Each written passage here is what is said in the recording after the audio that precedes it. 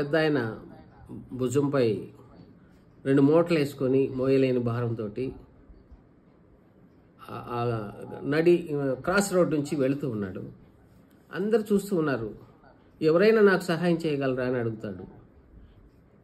పొద్దుకింది, కాలువ దాటిపోవాలి, నది ఉంది, అది వాగు దాటిపోవాలి, ఆ పైన మళ్ళీ కొండ ఉంది, ఆ కొండ ఎక్కి దిగాలి, రాత్రి పాములు పురుగులు ఉంటాయి, ఎవరు వెళ్తారులే అని ఎవ్వరూ రారు. అట్లే మోసుకొని పోతూ ఉంటాడు. అయితే ఒక యువకుడు, ఒక యవ్వనస్తుడు, తాత నేను నీకు సహాయం చేస్తాను, నేను తీసుకెళ్తాను, వాగు దాటిస్తాను, పద తాత అంటాడు. సరే పదయ్యా అని వాగు దాటుతూ ఉంటారు.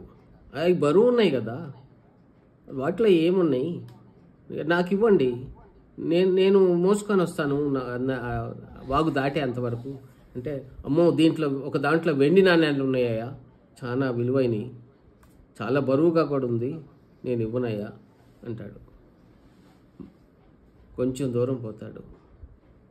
ఇతను మొయ్యలేకపోతూ ఉంటాడు. చూస్తాడు అతను, తాతగారు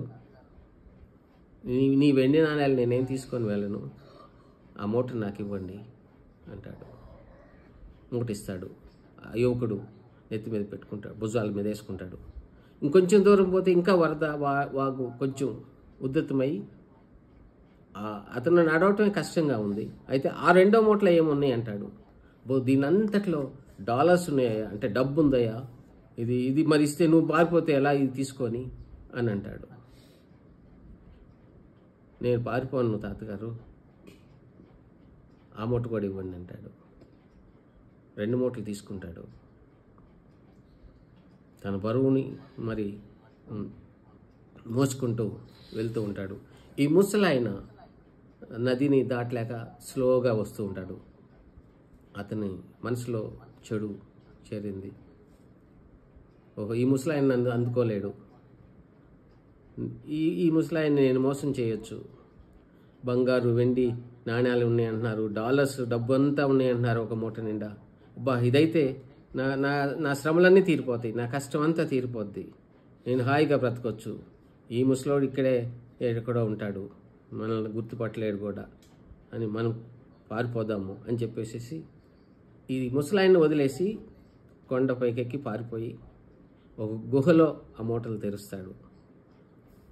చూస్తే దాంట్లో ముత్యాలు, రత్నాలు, వెండి బంగారాలు ఏం లేవు, అన్ని రాళ్లే ఉన్నాయి.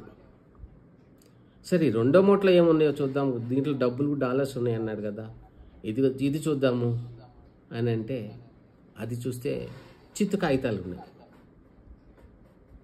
ఆ చిత్తు కాగితాల్లోనే ఇతని ఒక చేతి వ్రాతతోటి తెల్ల కాగితం మీద ఇట్లా రాసి ఉంది. ఈ ఉత్తరం ఎవరికి దొరికినా సరే వినండి, నేను ఈ రాజ్యానికి రాజును, నాకు వారసులు లేరు, నమ్మదగిన వ్యక్తి కోసం నేను మారువేషంలో రోజు తిరుగుతూ ఉన్నాను. నన్నందరూ మోసం చేసిన వాళ్లే కానీ ఒక్కళ్ళు కూడా నమ్మకస్తులు దొరకలేదు. నా తర్వాత ఈ రాజ్యాన్ని నమ్మకస్తుడికి ఇద్దాము అని నేను వెతుకుతున్నాను, కానీ ఈ వెతుకులాటలో నువ్వు కూడా మోసం చేశావు, నమ్మకాన్ని కోల్పోయావు. సారీ, సీ యూ, మరొక నమ్మకస్తుడి కోసం ఎతుకుతాను, బాయ్ బాయ్ అని ఉంది ఆ ఉత్తరంలో. గుండె పగిలిపోయింది యువకుడికి.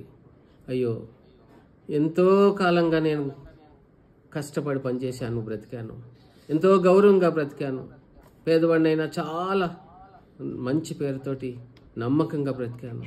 ఈ ఒక్క నిమిషంలో, ఈ ఒక్క బలహీనతలో, చిన్న దురాశతోటి రాజ్యాన్ని, రాజునయ్యేటువంటి అధికారాన్ని కోల్పోయాని అని వేతన పడతాడు. వెతుకుతాడు, ముసలాయన ఎక్కడన్నా దొరుకుతాడు ఆ రాజుగారంటే, అప్పటికే లేట్ అయిపోయింది, దొరకడు, వెళ్ళిపోతాడు. అట్లాగే మరి ఏదైనా తోటలో ఆదాము హవ్వలు, చిన్న ఎన్నో చెట్లు ఉన్నాయి, ఎంతో తోట ఉన్నది. అయితే మరి ఆ ఒక్క పండు తినకపోతే ఏం పోయేది, ఆ ఒక్క తప్పు చేయకపోతే ఏమయ్యేది? లోతు భార్య చిన్నదాని కోసం ఎందుకు వెన్ను తిరగాల్సి వచ్చింది? షంషోన్ లాగా, సొలొమోన్ లాగా ఎందుకు మనం చివరి ఎగ్జామ్లో ఫెయిల్ అవుతున్నాము? లేక అబ్రహం లాగా, మరి లాజర్ లాగా మరణం వరకు నిజాయితీగా ఎందుకు ఉండలేకపోతున్నాము? దేవుడిచ్చేటువంటి ఫలాలను మనం ఎందుకు పొందలేకపోతున్నాము? నమ్మకంగా ఉందాము.